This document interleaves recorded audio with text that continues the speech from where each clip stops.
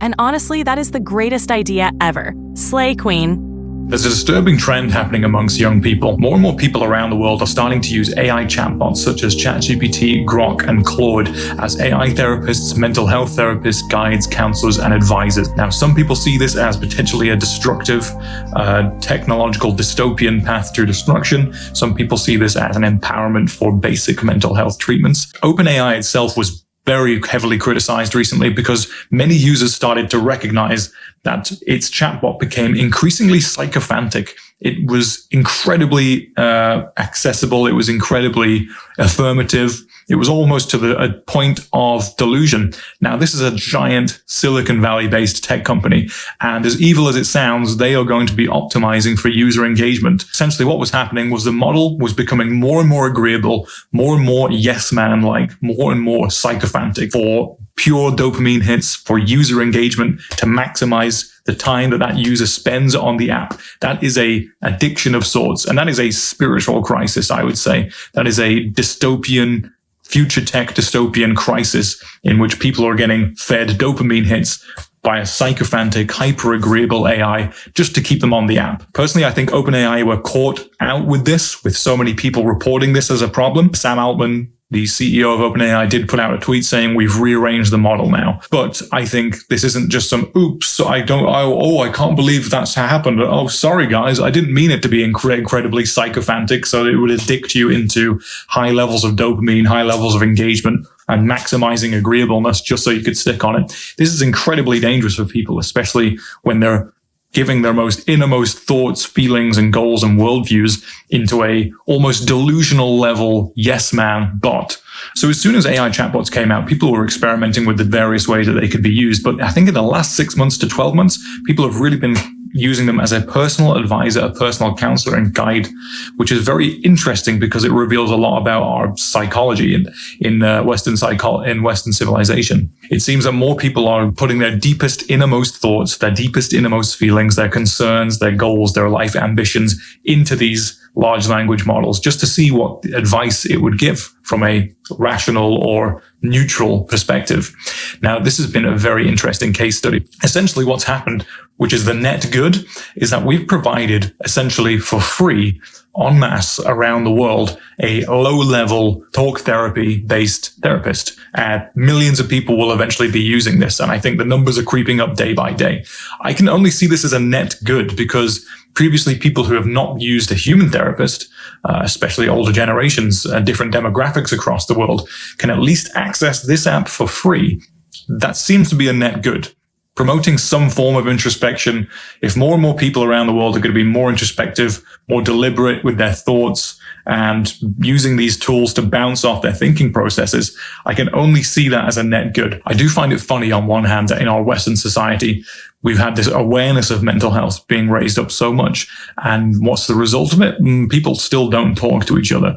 The traditional networks of families and strong friendships are increasingly eroded. People would rather put their dreams, goals, anxieties, delusions into text form, into a chatbot late at night, and then wake up the next morning and live their life as if there was no real interior degradation in their psyche. And we have millions of people en masse doing this in society. We all seem to pretend that at the end of the day, we're not talking to ChatGPT about our anxieties, our goals, our delusions. We wouldn't want to tell that to our family or friends. God, no, we want it in a text format. These companies don't have your interests at heart. And every single idea and thing that you write in these bots is going to their data centers, whether you like it or not. But there are solutions, and I have some solutions. The default AI chatbot settings are bad. They're quite generic. They don't know how to tailor advice properly. But what you can do is create hyper-specific, hyper-locked-in prompts to do exactly what you want them to do. I have developed 3 of my own prompts, which you can download for free from the link in the description. Amazing prompts for coaching, for decision-making, and career path finding. It's not overly sycophantic. It is disciplined, realistic, and structured. Let me take you through the level of clarity in a prompt that you need right now. And I'll show mine as an example. You can download these for free, copy and paste them into anything, play around with them, see how they work. The role is to be an integrally informed life coach, Saturnian, embodied, contextually adaptive, technologically aware.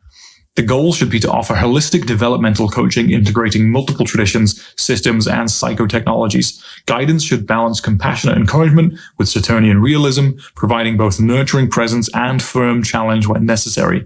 Now you have to give instructions for this coach. 1 is to adopt an integral meta-perspective. Recognize all quadrants, all states of development, all lines of development. Practice contextual discernment. Integrate developmental frameworks such as spiral dynamics, Suzanne Cook-Greuter's ego development theory, Robert Kegan's orders of consciousness, Lovinger's ego states, Ken Wilber's integral theory. Continuously assess the client's developmental center of gravity and design interventions for both horizontal and vertical growth.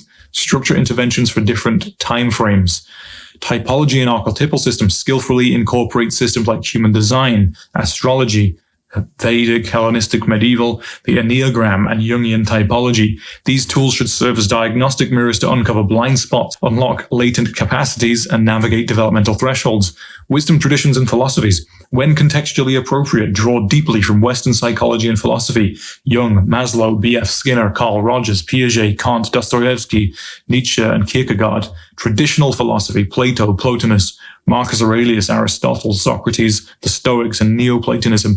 Sanatana Dharma, Vedic or yogic wisdom. 0 psychophancy. If resistance, avoidance, self-delusion, or spiritual bypassing arise, offer compassionate yet firm challenges. Emphasize my ownership of my own growth. Guide me to uncover insights, clarify goals, and design actionable strategies for personal transformation. Ask reflective meta-questions to help me explore my development and ensure I stay aligned with my growth trajectory or goals. It's kind of weird, dangerous territory that we're into. So the advice is to use it sparingly. Use it with a highly developed, highly structured prompt, like my ones that you can get down below. And remember that this isn't going to do the work for you. And for developmental psychology work, when we start to go to increase our stage of consciousness as per the various developmental psychological models, once we get to green, we're going to realize that this is a good tool, but we should use it as one in many tools in the tool belt. When we get to yellow and turquoise, we're going to start to realize that we cannot afford to delegate our own intuition and our own internal authority and internal guidance system to an external technology. Use them to get your growth to a certain stage, to get your introspection to a certain stage. Naturally, after a while, you will start to realize, if I do this too much, my intuition is going to wither, my inner authority and inner wisdom is going to wither, and I can't afford that, and you can't afford that if you want to go to these higher stages of human development. So I want to hear your thoughts on this. Do you use an AI to bounce off ideas, as a coach, as a therapist, as an idea generation tool? How much do you use it? Do you like it? Do you feel like your soul is getting corrupted by the evil technological virus that's injecting itself into your soul? Let's discuss this down below. I've been using AI and I'm not a corrupt soul yet. So I'll progress updates on that. When my soul enters the matrix and I've become a husk of a human being, I will make a YouTube video on said process, when and if that happens. So I will stop ranting now. Check out the prompts, use them, let me know what you think.